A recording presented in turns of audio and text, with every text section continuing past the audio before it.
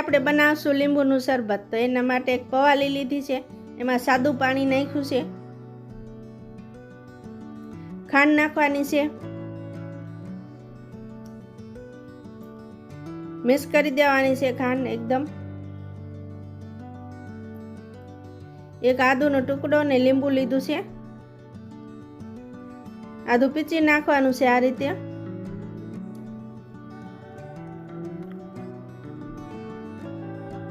આદુ નાખી દેવાનું છે,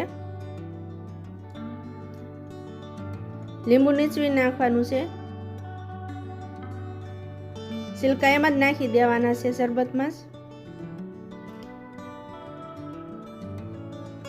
તીખાનો ભૂકો લીધો છે થોડો,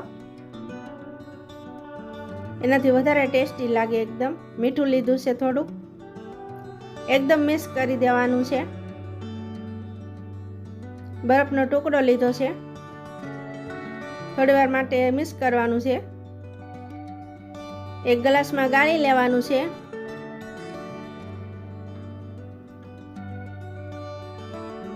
બરફનો ટુકડો નાખવાનો છે,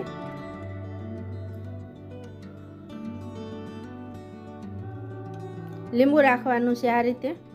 તો તૈયાર છે લીંબુનું શરબત।